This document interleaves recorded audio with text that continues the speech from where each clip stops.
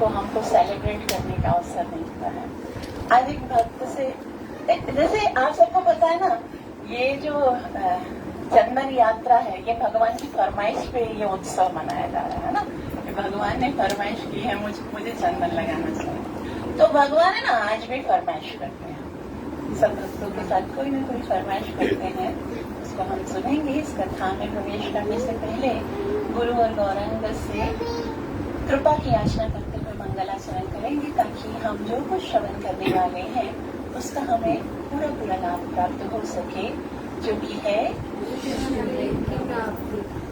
गुरवे गौरचंद्राय गुरवे गौरचंद्राय राधिकाय तदालये राधिकाय तदालये कृष्णाय कृष्णभक्ताय कृष्णाय कृष्णभक्ताय तद्भक्ताय नमो नमः तद्भक्ताय नमो नमः नारायणं नमस्कृत्य नारायणं नमस्कृत्य नरं चैव नरोत्तमं नरं चैव नरोत्तमं दैवीं सरस्वतीं व्यासं दैवीं सरस्वतीं व्यासं ततो जयमुदीरये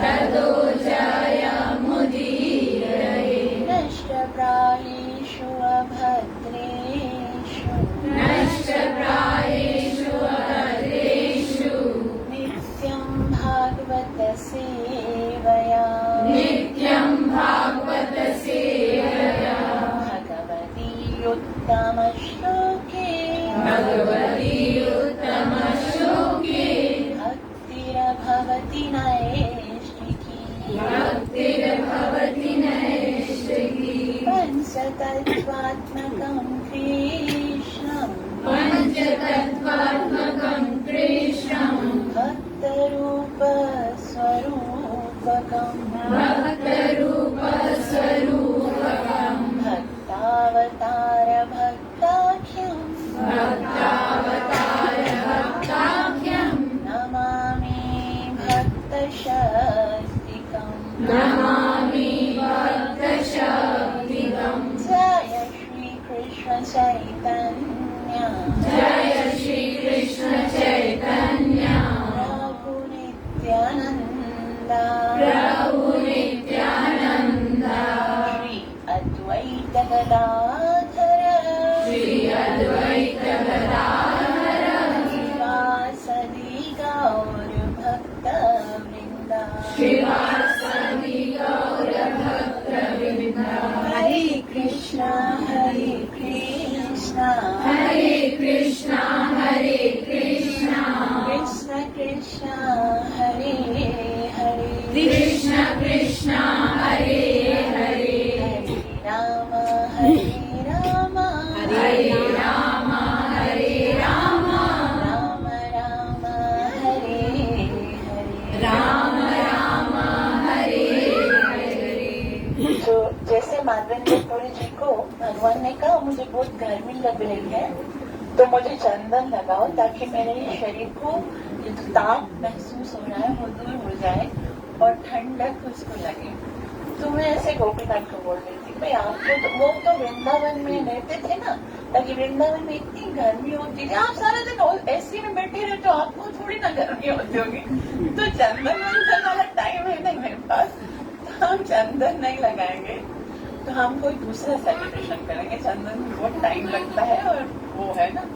तो गोपीनाथ ने बोला वो पहले में गर्मी के लिए लगाता था, तो मैंने कहा अब क्या है, बोला अभी ट्रेंड चल रहा है ना सब लोग लगाते हैं, तो मुझे लगेगा भाई है ना ब्रजेंद्र नंदन ने भी लगाया तो राधा गोपाल ने लगाया तो फिर मुझे भी लगाना है ना, तो इसलिए मुझे लगाना है। फिर मैंने गोपीनाथ को बोला ठीक है, अभी अजिता को बोला, मैंने कहा बना, तो बोला हाँ मेरे पास एक सिंपल सी ड्रेस रखी हुई है ना, वो लेके आएंगे और चंदन लगा देंगे। तो मैंने कहा ठीक है, मैं गोपीनाथ को बोला डन। तुमने बोला ट्रेंड चल रहा है तो कर देते हैं।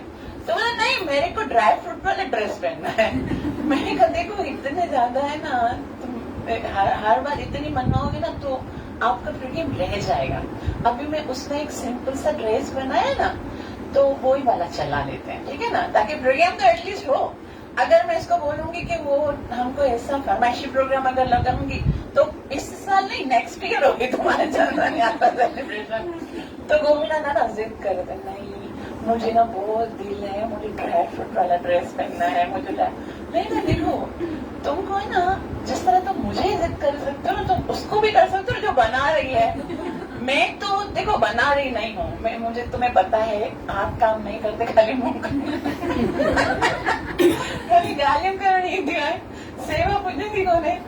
तो मैं तो देखो बनाऊंगी नहीं, उसने तो सिंपल बना दी, तुम उसके मन में जब सिंपल बनाने का डाल सकते थे तो ये वाला बनाने का भी डाल सकते थे ना। अब जो फरमाइश करनी है ना, जाओ उसकी अजिता को बोलो तुमको जैसा ड्रेस चाहिए और उसको जैसा समय दोगे जैसा वो करके देगी।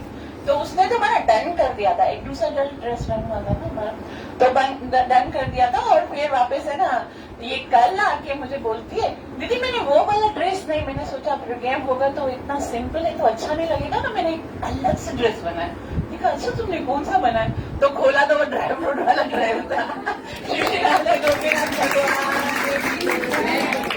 लेकिन तुमने तो ऐसे बोला था ना मैं वो वाला बना रही हूँ, तो बोला मुझे ऐसा मन ही नहीं हो रहा था वो वाला ड्रेस देखने का, मुझे ऐसा लग रहा है गोपीनाथ है ना ये देख के खुश नहीं होंगे, कुछ अच्छा बना के दे।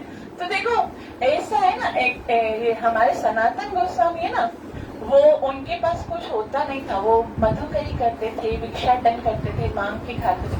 उनके गोपाल मदन मोहन होते थे, राधा मदन मोहन होते थे, तो राधा मदन मोहन को खिलाते क्या थे, उनके पास तो कुछ होता नहीं था, दाल सब्जी वब्जी कुछ नहीं होती थी, आटा खाली लेके आते थे मधुकरी में और आटे को गोला बनाते थे, बाटी बनाते थे, जैसे हम लोग बाटा बनाते थे वो बना के फिर लकड़ी की आग जलाते थे और उसके ऊपर बस ऐसे सेक के खा लेते थे। खुद मदन गोपाल को खिलाते थे, लोग खाओ और फिर खाते थे खुद।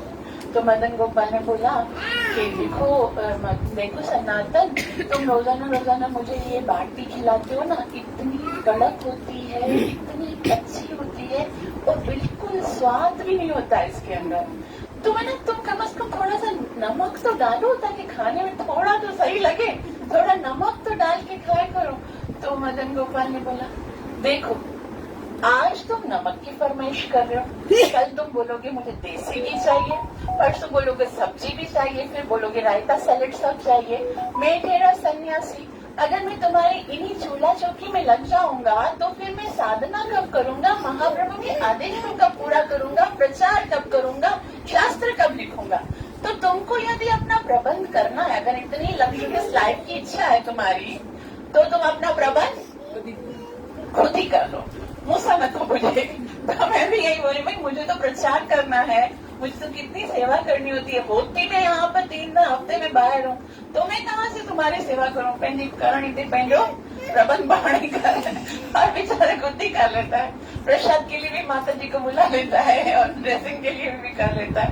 कितने अच्छे होते हैं भगवान ना, मतलब हर बात मानते हैं, जो भी हमारी बात होती है ना भगवान। जब एक भक्त होता है ना, हम तो इतने अच्छे भक्त नहीं है, लेकिन ऐसा बताया जाता है भक्ति रसामृत सिंधु में कि जब कोई भक्ति के रास्ते पर आता है, जब कोई भक्ति करता है तो उनके जीवन में ना बहुत सारे चमत्कार होने लगते हैं, इतने चमत्कार होते हैं, उसका जीवन फिर साधारण जैसा नहीं रह जाता। जैसे आम लोग कैसे होते हैं, आओ खाओ पियो मजा करो, फिर रोजाना दुखी होते हैं ना, उनके जीवन में बहुत सारी प्रॉब्लम्स होती है, छोटी बड़ी टेंशन प्रॉब्लम्स होती हैं। लेकिन जब भक्ति के जीवन में आते हैं ना तो एक नया जीवन स्टार्ट होता है, एक जो है ना वो एक नया मोड़ ले लेता है। और हमारे जीवन में भक्ति से 6 प्रकाश होते हैं, 6 चमत्कार होने लगते हैं। और वो कौन कौन से चमत्कार हैं, उसमें पहला है क्लेशाग्नि। क्या है क्लेशाग्नि? का मतलब ये है कि शुद्ध जो भक्ति होती है वो हमारे जीवन के जितने भी क्लेश हैं, क्योंकि हर जीवन जो है, हर एक व्यक्ति के जीवन इस संसार में आया ही इसलिए है क्योंकि उसे कर्मों का हिसाब किताब देना है। तो जीवन में कोई ना कोई क्लेश है, कोई ना कोई कष्ट है, लेकिन उस सारे कष्टों का संबंध किसके साथ है वास्तव में? हमारे मन के साथ है। मन अगर ये मानने बैठ गया कि मैं दुखी हूं तो तीव्र दुखी होगा, भले उसके पास कितनी फैसिलिटीज होती हैं, भले उसके पास, कैसे बोलते हैं ना कि भाई किसी के पास बहुत अच्छा घर हो, बिस्तर हो, लेकिन नींद नहीं आती उसको, क्योंकि उसका मन दुखी है ना। मन बहुत ही क्षुब्ध होता है, किसी के कारण टेंशन होती है, भविष्य की चिंता होती है, और भूत का जो है ना उसका भी शोक होता है, मेरे साथ ये हो गया, भविष्य में कहीं ऐसा न हो जाओ। तो मन जो है भक्ति करने के बाद इतना शांत हो जाता है कि मेंटल जो डिस्ट्रेस है, ये जो क्लेश अग्नि जिसको बोलते हैं ना, वो एकदम शांत हो जाती है। क्यों हो जाता है ऐसा? क्योंकि जो भक्त होता है ना उसको भगवान के ऊपर इतना भरोसा होता है, इतना भगवान के ऊपर वो डिपेंडेंसी इतनी पावरफुल होती है कि उसको 100% पता होता है कि मेरे साथ कोई बुरा कर ही नहीं सकता। चाहे उसको दिख रहा होता है कि कितना बुरा हो रहा है दिखने में, जैसे हम पांडवों की अक्सर एग्जाम्पल देते हैं, अगर उनके जीवन को देखें तो कितना बुरा हो रहा था। उनका घर गया, उनके ना वनवास में बेच दिया गया, उनके घर जितना उनके साथ जुआ खेला गया, उनका सारा धन लूट लिया गया, उनकी पत्नी को बड़ी सभा में बुलाया गया, और फिर अज्ञातवास में गए तो भी उनके साथ इतनी सारी समस्याएं, और इतना बड़ा महाभारत का युद्ध हुआ जिसके अंदर जो है वो इतने सारे लोगों के साथ उनको युद्ध करना पड़ा। सामने देखा जाए तो खाली प्रॉब्लम्स थी, लेकिन वो इतना शांत थे। क्यों? क्योंकि उनको पता था कृष्ण हमारे साथ गलत होने देंगे ही नहीं, और इतनी सारी प्रॉब्लम से भी बचा चुके। कुंती महारानी तो भगवान से बोलती है कि मुझे लगता है, वैसे तुम देवकी से तो बहुत प्रेम करते हो कृष्ण, लेकिन मुझे लगता है देवकी से भी ज्यादा तुम मुझसे प्यार करते हो, क्योंकि देवकी के जीवन में इतने कष्ट कंटिन्यूअस रहे और तुमने उसको दुखी रखा, उनके संतानों को भी मरवा दिया, उनके जितने संतान पैदा हुए थे वो भी। और मुझे जो है दुख भी आता था, लेकिन दुख में तुम इतना सही तरह से मुझे वहां से प्रोटेक्ट कर देते थे, और मेरे जितने बच्चे थे उनका एक बाल भी बांका नहीं हुआ, मेरे बच्चे भी बिल्कुल सुरक्षित है, मैं भी सुरक्षित हूँ। तो भक्त जो है हमेशा भगवान की कृपाओं की ओर देखता है। हमारे पास दो ही ऑप्शन है जीने के दो ऑप्शन है, या तो हम शुक्र करके जिए या तो शिकायत करके जिए। और भक्त जो है वो कैसे जीता है? धन्यवाद करके जीता है। जब हम धन्यवाद करना जानते हैं ना तो भगवान इतना खुश होते हैं, भले दुख में भी, तो भगवान बोलते हैं इनको तो कुछ दिया नहीं तो भी भगवान है ना खुश होते हैं। और फिर अगर खुश, इतना ज्यादा शुक्र से खुश होते हैं कि जो हमारे जीवन में नहीं भी होता वो भी प्रोवाइड कर देते हैं कि इसको तो धन्यवाद करना है। तो पहला जो भक्ति से चमत्कार होता है, क्या होता है? हमारी क्लेश अग्नि, यानी हमारे जो दुख होते हैं वो खुद ब खुद शांत हो जाते हैं। ऐसा नहीं जीवन में दुख आते नहीं है, लेकिन मेंटल लेवल इतना स्ट्रॉन्ग हो जाता है, मन इतना शांत हो जाता है कि हजारों दुखों के बीच में भी बैठ के हमको ऐसा लगता है कि भगवान जो है वो मेरी सहायता करेंगे, भगवान मेरे साथ है, तो मुझे चिंता करने की क्या आवश्यकता है। पांडव कैसे बोलते थे? भगवान बोलते उठो, भीष्म पितामह ने तुमको मारने की शपथ ली है, तुमको फिक्र नहीं है, तुमको फिक्र नहीं हो रही, कल तुम में से कोई ना कोई मरेगा। तो पांडव बोलते हैं कि जिसकी फिक्र करने वाले तुम बैठे उससे क्या फिक्र है, तुमको नींद नहीं आ रही है, तुम रात भर जाग रहे हो। वो साक्षात कृष्ण है, वो रात भर जाग रहा है, कैसे बचाऊं इनको, कैसे बचाऊं। तो जिनकी फिक्र करने वाला कृष्ण है तो उसको सुख से सोना चाहिए ना, चैन से सोना, देखा जाएगा तो वो बचाएगा कैसे भी करके, वो थोड़ी ना हमारे साथ कुछ बुरा होने देगा। एक तो ये है कि दुख खत्म होते हैं, और सेकंड जो फायदा होता है, लाभ होता है भक्ति से, वो है शुभदा। शुभदा का मतलब होता है जैसे आप भक्ति जीवन में, हमको लगता है ना कि भक्ति का जीवन कितना निरस होता है, हमको बहुत सारी चीजों को सेक्रीफाई करना पड़ेगा, हमको शायद अपनी नींद का भी त्याग करना पड़ता है, खाने का भी त्याग करना पड़ता है, हमको अपनी महफिलों का, अपनी किटी पार्टीज का, अपने घूमने फिरने का, इतनी सारी चीजों का त्याग करना पड़ता है। लेकिन ये भक्ति जीवन इतना आनंददायक है। ये सब हम क्यों कर रहे हैं? जो दूसरी चीजें हैं जिनको हम अच्छा समझते हैं वो सब क्यों कर रहे हैं? आनंद के लिए ही तो कर रहे हैं। क्यों रात सुबह को 8-10 बजे तक 11 बजे तक सोते हैं? उनको लगता है हमें इससे आनंद आएगा। क्यों घूमने जाते हैं, किटी पार्टीज करते हैं, पार्टीज में जाते हैं, एंजॉय करने क्यों जाते हैं? ताकि उनको लगता है ना इसमें हमें सुख आएगा। लेकिन जो भक्ति थोड़ी सी भी करते हैं, भले इतने अच्छे भक्त नहीं होते हैं, जो खाली सुबह उठकर 2-4 माला भी करते हैं या कभी मंगला, उनसे पूछो उससे जो उसको आनंद मिला है क्या वो इतने सारे दूसरे जो भौतिक एक्टिविटीज करने से कभी मिल सकता है? उसका ड्रॉप भी नहीं मिल सकता, माइनस पॉइंट भी नहीं मिल सकता उसका। तो इतना है शुभदा, जीवन में शुभ आना शुरू हो जाता है क्योंकि कृष्ण मंगलमय है।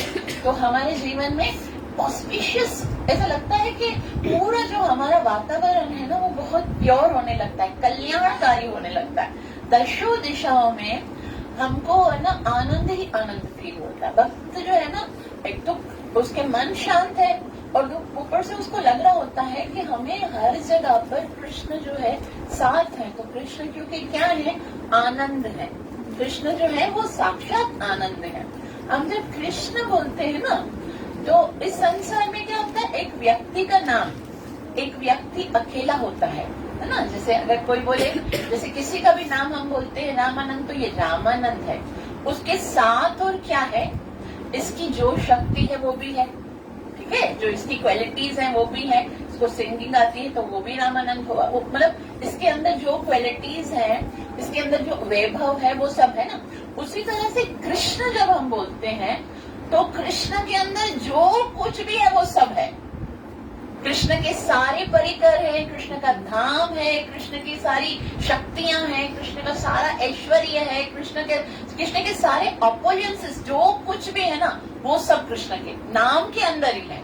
तो जब वो सब कृष्ण नाम हमारे मुख में आ जाता है, मतलब वो सारा पावर निज सर्व शक्ति, उसकी सारी शक्ति हमारे जीवन में आ जाती है।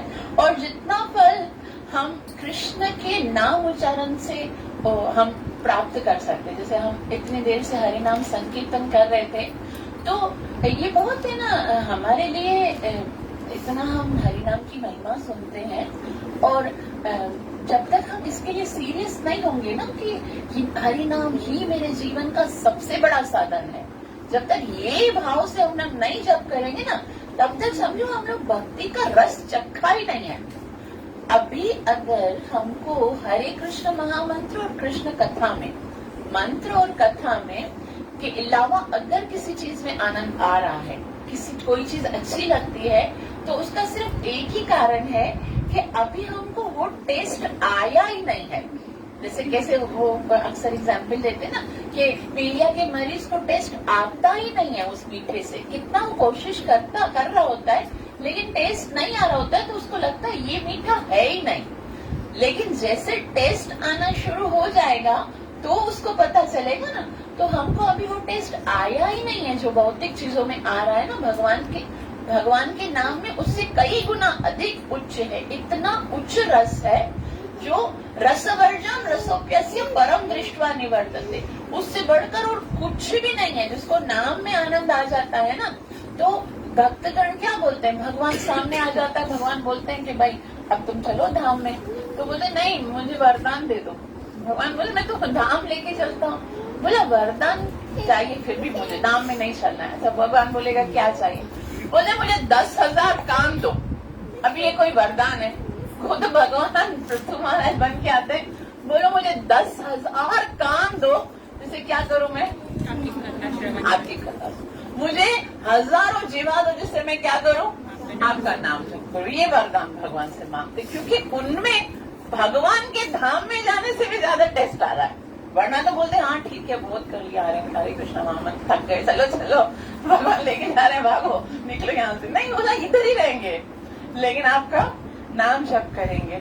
और तो जहाँ से मतलब ये भक्त जो है, शुभदा इतना है कि भक्त जो होता है वो तो भगवान की भक्ति इतनी पवित्र है।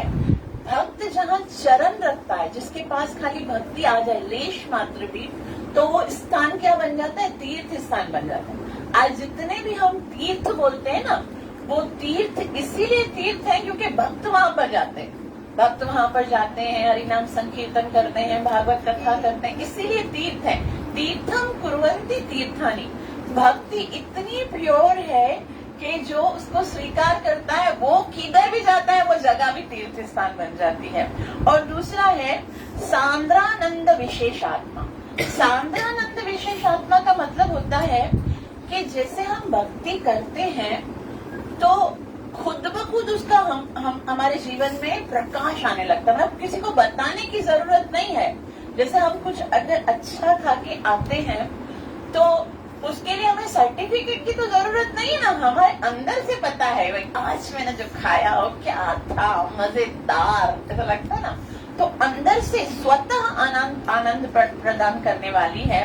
और खुद ब खुद उसके लक्षण जैसे कोई बीमार होता है, ठीक है, बीमार अगर होगा ना उसको देख के लगेगा भाई जो क्या तुम्हारी तबीयत ठीक नहीं है क्या, 2 दिन से तुम देख के फेस से लगता है ना ये बेचारा बीमार लग रहा है, कमजोर लगता है। किसी को हम बोलते हैं क्या हुआ तुम्हें इतने कमजोर लग रहे हो, तो जैसे उसके जीवन में भक्ति प्रवेश करेगी ना वो खुद ब खुद वो प्रमोट हो रही होती उसके जीवन में वो लक्षण आ रहे होते हैं। ऐसा नहीं है कि भाई तिलक लगा दिया, कंठी पहन ली तो भगत बन गया, ऐसा नहीं है। वो भक्ति अपने आप को प्रकाशित करती है क्योंकि वो जीव जो है वो इतना आनंदित हो जाता है, इतना शांति हो जाती है उसके जीवन में, कभी विचलित होता ही नहीं है। टेंशन, ऐसा नहीं टेंशन आती नहीं है जीवन में, इतनी सारी प्रॉब्लम्स होती हैं लेकिन वो इतना रिलैक्स होती है उसकी जीवन, क्योंकि भक्ति जो है उसको आनंद देती है। लेकिन भक्ति की जो 4th योग्यता है वो ये है कि वो बहुत मुश्किल से मिलती है। हम ये नहीं सोच सकते कि बस हमने चाहा और मिल गई। इसके लिए हमें बहुत मेहनत करनी पड़ती है। जो चीज बहुत ज्यादा प्रीशियस होती है उसको प्राप्त करने के लिए तो मेहनत भी ज्यादा करनी।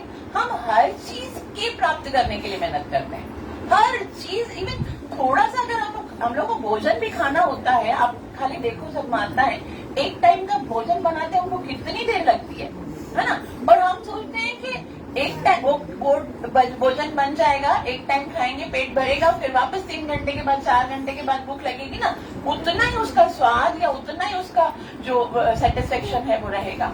और हम सोचते हैं जो जीवन भर हमको आनंद देने वाली भक्ति है वो बस ऐसे चलते फिरते हम मन में भी हल्ले भगवान जो ना, ऐसे नहीं होगा।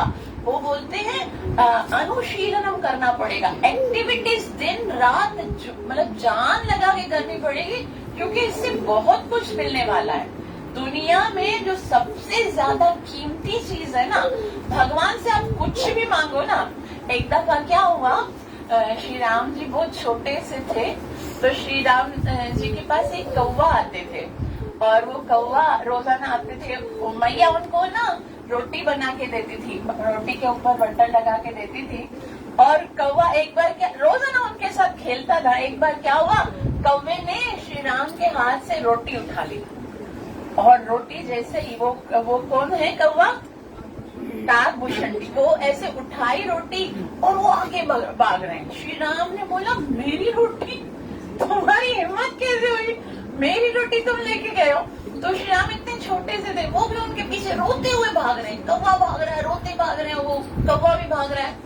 और रोते रोते श्री राम तो उनके तो वेग कितना बड़ा है, तो जैसे आगे जाते हैं और काक जो है, काकभूषण भी है, वो इतना थक जाते हैं कि अभी वो उड़ नहीं पा रहे थे, इतना उड़ ही नहीं पा रहे थे। वो कोशिश कर रहे हैं, उनके पाँव पे मतलब उनकी एक लिमिटेड शक्ति होती है उड़ने की, वो तो भगवान थे, इतना उड़ते उड़ते आगे जाते तो फिर है ना जब उनकी शक्ति जब क्षीण हो जाती है फिर है ना काक भगवान के चरणों में गिर जाते हैं। काकभूषण जी जब चरणों में गिर जाते हैं तब श्री राम बोलते हैं कि मैं तुमसे बहुत प्रसन्न हूँ, तुम मेरे पास आते थे, रोजाना मेरे साथ खेलते थे, मैं बहुत प्रसन्न हूँ, मुझसे कुछ मांग लो, तुम्हें क्या चाहिए मुझसे मांगो।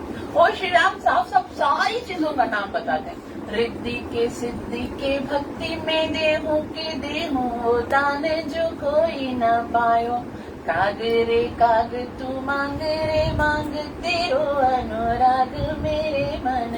बोला तुमको जो चाहिए, रिद्धि चाहिए, सिद्धि चाहिए, मुक्ति चाहिए, जो भी चाहिए ना मैं देने के लिए तैयार हूँ। तभी कान भूषण भी बोलते हैं ठगा रहे हो क्या? बोला नहीं, जो बोला चाहिए तो दो। बोला इतनी सारी चीजों के नाम तो तुमने बता दिए, लेकिन वो वस्तु का नाम नहीं दे रहे हो जो वास्तव में सबसे ज्यादा कीमती है। मुझे तुम्हारी वो भक्ति चाहिए जिससे तुमको वश में किया जा सके। तो भगवान है ना, कोई भी चीज बहुत सरलता से दे देते हैं, लेकिन भक्ति हर किसी को नहीं देते हैं। इसलिए भक्ति क्या है? सुदुर्लभ। क्या है? भक्ति का जो चौथा गुण है वो बहुत मुश्किल से, बहुत मेहनत करनी पड़ेगी, लेकिन ये है कि इसके बगैर होगा भी नहीं। भगवान कहते हैं भक्ति के अलावा किसी के भक्त के अलावा मैं ना मैं किसी के सामने प्रकट होता हूँ, ना किसी को समझ में आता हूँ, ना ही किसी को मिलता हूँ। तो भक्ति जो है वो बहुत ज्यादा सुदुर्लभ है, बहुत मुश्किल है। और भक्ति क्यों मुश्किल है? क्यों भगवान मुश्किल से देते हैं? क्योंकि भक्ति के द्वारा भगवान बंध जाते हैं, भगवान कैद हो जाते हैं। भगवान कहते हैं साधवो हृदयम मह्यम साधुनाम हृदयम तो हम। मैं, जो साधु होते, जो भक्त होते मेरे हृदय में रहते हैं और मैं उनके हृदय में रहता हूँ। और भगवान बोलते अहम भक्त पराधीना यह स्वतंत्र ही वो द्विज। वो समझते हो सब लोग कि मैं तो स्वतंत्र हूँ। वो समझते हैं जितने भी लोग हैं, जो संसार में जितने भी योगी हैं, तपेश्वर हैं, महेश्वर हैं, वो सब क्या सोच रहे हैं कि मैं स्वतंत्र हूँ, लेकिन मैं क्या हूँ?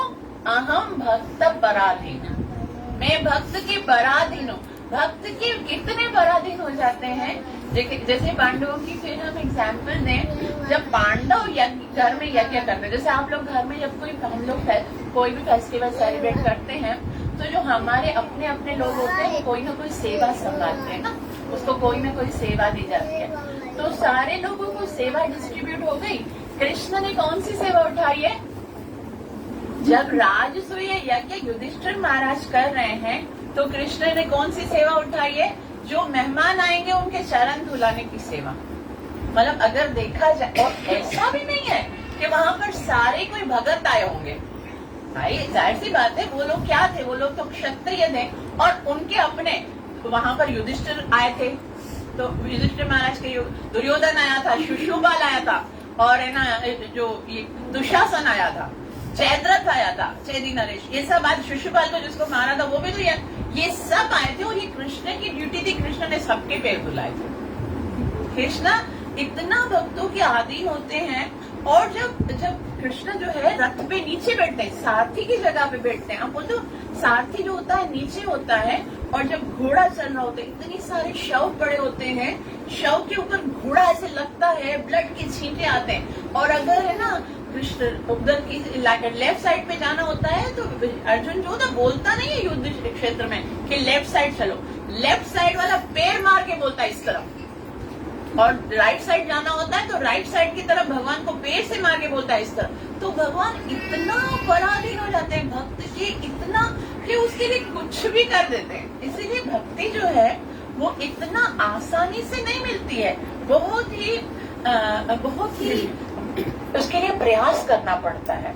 और भगवान जब कोई अगर भक्त भगवान की भक्ति करते हैं, स्पेशली हम गोपियों के बारे में सुनते हैं कि भगवान की भक्ति की पराकाष्ठा थी, फिर भगवान परेशान हो जाते हैं कि मैं क्या दूं इनको। और गोपियों को कहते हैं कि आपने मेरी इतनी भक्ति की है, आपने मुझसे इतना प्रेम किया है, मैं तो बिक गया हूँ, मैं तुम्हारा ऋणी हो गया हूँ, मेरे पास कुछ नहीं है भक्ति में देने के लिए, मेरे पास कुछ है ही नहीं, मैं तुम्हारा कर्जदार हो गया हूँ। और बोलते हैं कि आपने जो इतना प्रेम मुझे दिया है, अब बस इस प्रेम पूर्वक व्यवहार से संतुष्ट हो जाओ। मैं बिल्कुल जैसे बोला कोई, मैं बस बिल्कुल कुछ नहीं है, निर्धन हूँ। तुम्हारा जो इतना बड़ा प्रेम धन दिया है, उसके मुकाबले में, उसकी तुलना में तो मेरे पास कुछ नहीं है देने के लिए बस। और माता को बोलते हैं, कपिल देव भगवान जब देवहूति माता पूछती है कि तुम्हारे भक्त तुम्हारे लिए कितना करते हैं, कितना सुबह से लेकर रात तक बस तुम्हारा नाम लेते हैं, कितना प्यार करते हैं, तुम उनके लिए क्या करते हो? और वो इतना कुछ करते हैं तो तुम उनके लिए क्या करते हो? तो वो बोलते, कपिल देव बोलते कि भैया मेरे भक्त तो कुछ मांगते ही नहीं है। भक्ति का क्या मतलब है? अन्य अभिलाषिता शून्यम। शून्यम का क्या मतलब है? जीरो। कोई अभिलाषा नहीं होती है उनकी। उनकी खाली ही अभिलाषा होती है कि वो कैसे मुझे खुश करें। उनकी एक ही अभिलाषा होती है, वो बदली में तो कुछ मांगते ही नहीं है। तो मैया बोलती है भली वो नहीं मांगते, लेकिन अब जाहिर सी बात है हमारे पास कोई आएगा और बहुत कुछ अगर हमारे लिए करेगा तो हमारा ये तो कर्तव्य ना, हम भी तो कुछ करें। बोले वो नहीं मांगते, तुम त्रिलोकी के नाथ हो तो तुम उनको देते क्या हो? बोला उनको ये चीजें भौतिक चाहिए नहीं होती है, भौतिक तो छोड़ो, उनको मुक्ति भी नहीं चाहिए होती, मैं क्या दूं? मेरे पास जो कुछ है वो उनको चाहिए। तो बोले फिर भी तुम देते क्या हो? कुछ तो तुम रेसिप्रोकेट तो करते होगे ना, उसको देने के लिए क्या है तुम्हारे पास? बोला जब वो भक्ति करता है ना तो उसके हृदय में भक्ति से जो आनंद आता है, जो भक्ति करके जो आनंद आता है ना, वो आनंद में मेरा रिवॉर्ड है उनके लिए। वो जो है ना वो हर किसी को नहीं मिलता है। वो तो जब प्योरिटी के साथ हम आते हैं भक्ति में तो ऐसा नहीं है कि हम कुछ खोएंगे। कभी कभी लगता है क्या है कृष्ण की भक्ति करके सारा कुछ छोड़ नहीं सकते, हम लोगों को बहुत कुछ करना पड़ता है। कुछ खोना नहीं है। कृष्ण जब मिल जाते हैं तो सब कुछ हमारा है। कृष्ण तो ये है कि कृष्ण जब मिल गया तो क्या खोना है? बाकी सब कुछ कृष्ण के अंदर तो है। कृष्ण से अलग कुछ हो तो वो हम खोए ना। सारा सुख कृष्ण के अंदर है, सारा आनंद कृष्ण के अंदर है। और कृष्ण मिल गया तो फिर क्या? एक संसार में भी हम किसी इंसान को जिसको है ना भगवान ने बनाया है उसको प्यार करके, या वो जब हमें प्रेम का आदान प्रदान करता है, सिंपली जो हम देखते हैं तो कितना आनंद देने वाला होता है ना। उसके लिए हम सब कुछ भूल जाते हैं, माता पिता भाई बहन सब भूल जाते हैं, क्योंकि कोई मुझे प्यार कर रहा है और मैं उनसे प्यार कर रही हूँ तो मेरे लिए इतना आनंददायक है।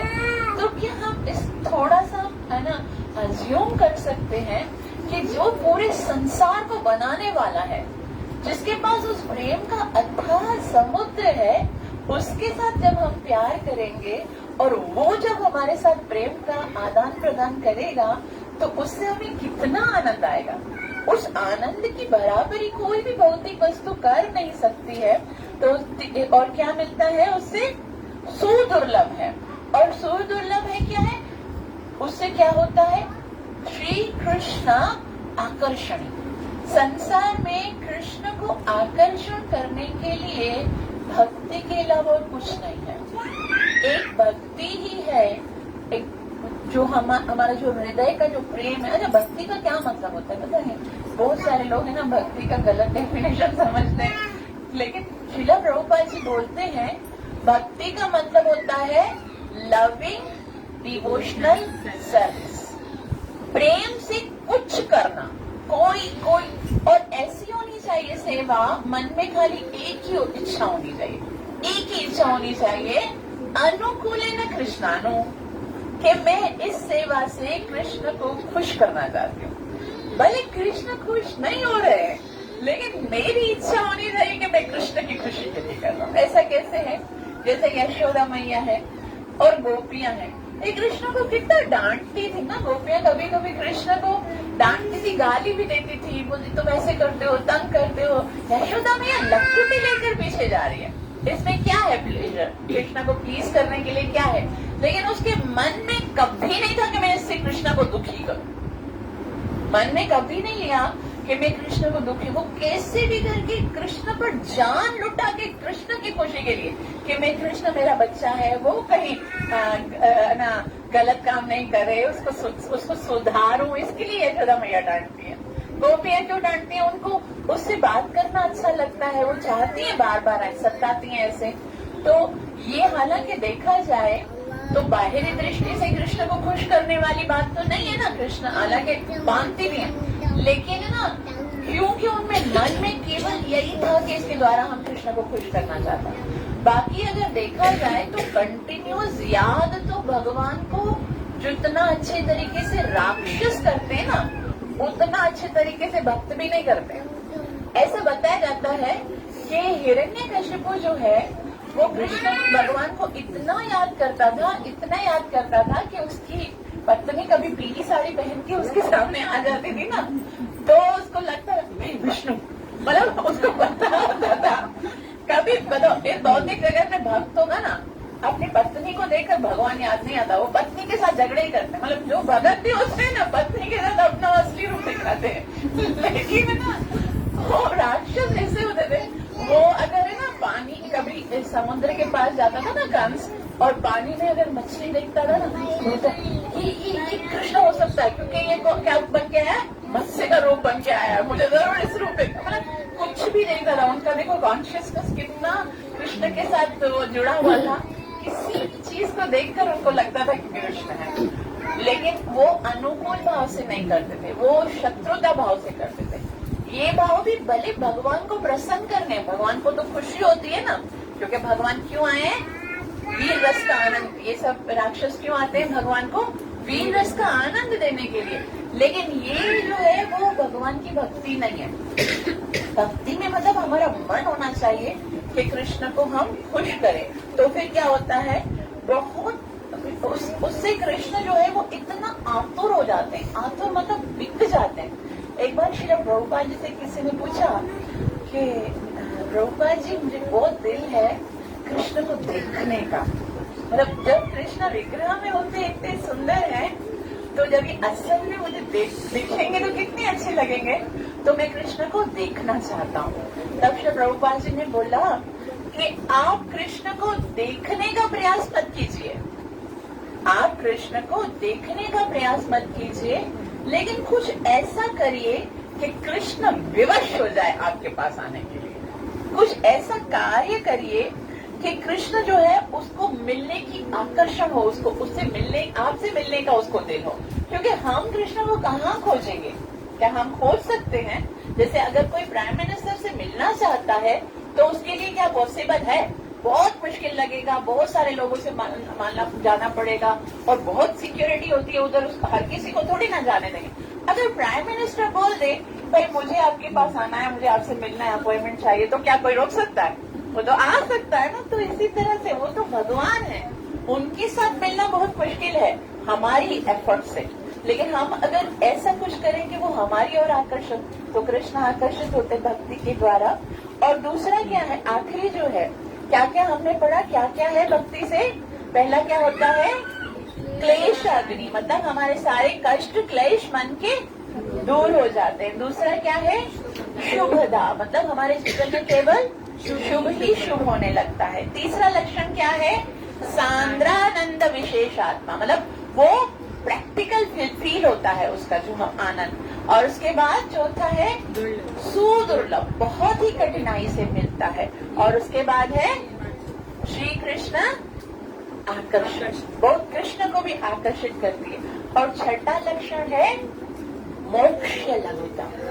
जब आप कृष्ण से प्रेम करना सीख जाते हो, जैसे हमने पहले पढ़ा, तो वो व्यक्ति जो भगवान की भक्ति करता है ना, उसको मोक्ष की आवश्यकता नहीं होती है। जब नरसिंहदेव भगवान प्रहलाद से कहते हैं, प्रहलाद अब मैं तुम्हें बहुत कष्ट देख लिया ना तुमने, अब मैं तुम्हें लेके चलता हूँ, मैं तुम्हें अपने धाम में लेके चलता हूँ, वहां तुम आनंद करो। तब प्रहलाद ने पता है क्या बोला, बोला मुझे तो चिंता ही नहीं अपने मोक्ष की, और मुझे चलना ही नहीं आपके साथ। और प्रहलाद महाराज साफ साफ भगवान से कहते हैं कि नैवो द्विजेत दुरत्यय वैतरण्यम, कि ये जो वैतरणी है, वैतरणी मतलब जैसे भगवान ऊपर आध्यात्मिक जगत और भौतिक जगत के बीच में एक नदी है, तो वो नदी जो है वो बहुत कष्टदायक होती है। भगवान बोलते हैं ममा माया दुरत्यया, उसको पार करके आना बहुत कठिन है।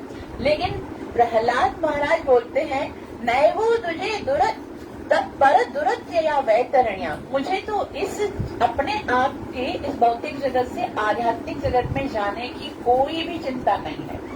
भगवान बोलते क्यों चिंता नहीं होनी चाहिए ना तुमको? तब वो कहते हैं तद्वीर गायन, क्योंकि मैं जो हूँ वो आपकी वीर कथाओं के गायन में महान अमृतम मग्न चित्तम, मेरा जो मन है वो तो सारा दिन आपका नाम लेता रहता हूँ, आपकी कथाएं सुनता रहता हूँ, आपके साथ प्रेम का बात है। हालांकि देखा जाए तो प्रहलाद महाराज के जीवन में कितना कष्ट था, वो तो बोले अभी का अभी भगवान आए, मुझे लेके जाए बस, है ना।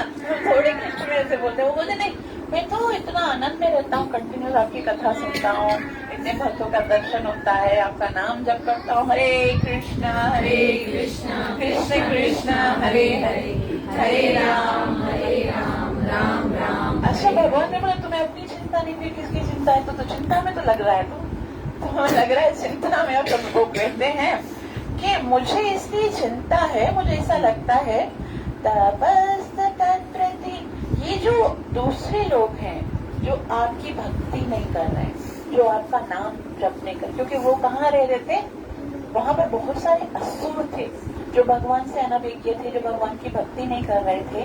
तो वो कहते थे कि ये जो आपकी भक्ति नहीं कर रहे हैं, आपका नाम नहीं जप कर रहे हैं, वो मूढ़ हैं जो ये सोचते हैं कि जीवन में आपकी भक्ति के अलावा भी कोई सुख है, जो इसी में आनंद ढूंढ रहे हैं। मुझे खाली इनकी फिक्र है, तो मुझे आपके पास नहीं चलना है। मैं जब तक इस भौतिक जगत से अकेले नहीं जाऊंगा, जब तक मैं इन सबको लेकर आपके पास ना आ सकूं। मुझे इतनी शक्ति दो भगवान कि मैं यहाँ पर बैठकर इतना अच्छा प्रचार करूं कि जो आपकी भक्ति नहीं कर रहे, आपका नाम नहीं जप कर रहे, मैं उन सबको आपके प्रति आकर्षित करूं, आपके नाम के प्रति, आपके धाम के प्रति, आपकी भक्ति के प्रति। जब मैं आऊंगा तो सबको लेके आऊंगा, मैं अकेले नहीं आऊंगा। हरे कृष्णा कृष्ण कृष्ण हरे हरे, हरे राम राम राम हरे। तो जब शुद्ध भक्ति के स्तर पे आते हैं ना, तो ये चिंता ही नहीं रहती है कि मुझे मुक्ति, 5 प्रकार की मुक्ति होती है, सालोक्य, सामीप्य, सार्ष्टी, ये सारी मुक्तियां जो होती है ना, वो बहुत तुच्छ होने लगती है। और मुक्ति तो ऐसा कहते हैं कि जो भक्ति करता है उसके पीछे पीछे हाथ जोड़ते हैं, मेरे साथ चलो, मेरे साथ चलो। भक्त बोलता है भाई मेरी चैंटिंग कंप्लीट नहीं हुई है, अभी ये लेक्चर करना है, अभी वो करना है ना, अभी जाओ, टाइम नहीं है। तो मुक्ति जो है वो उसके लिए भी भक्त जो होता है उसके लिए आतुर नहीं होता है, क्योंकि वो भक्ति में इतना आनंद ले रहा होता है। तो हमको क्या करना है, कोशिश करनी है धीरे धीरे, हालांकि बहुत दुर्लभ है, लेकिन धीरे धीरे सच्चे रास्ते पर आगे आना है। क्योंकि भगवान कहते हैं केवल भक्ति के द्वारा, भक्त्या मामभिजानाति यावन्यश्चात्मतत्त्वम्, कि सिर्फ भक्ति के द्वारा ही मुझे जाना जा सकता है, मुझ तक पहुंचा जा सकता है, और मेरा आनंद उठाया जा सकता है, मेरे साथ रहा जा सकता है। ये सारे जो हमने अभी सुखों का वर्णन किया वो केवल भक्ति के द्वारा ही मिल सकते हैं।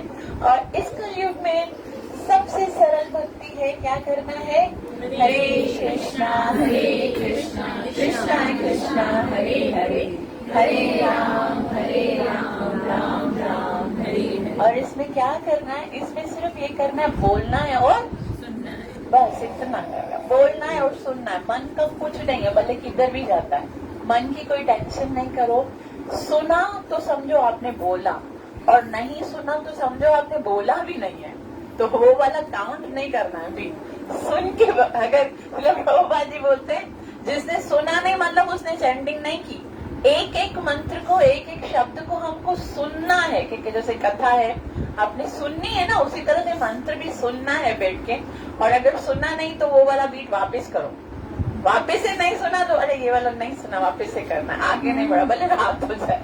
हरे कृष्णा कृष्णा कृष्णा हरे हरे, हरे राम राम राम हरे। ग्रंथ राज श्रीमद् भागवत महापुराण की, कलि पावन अवतार चैतन्य महाप्रभु की, कलिवाधार हरे कृष्ण महामंत्र की जय। प्रभुपाद।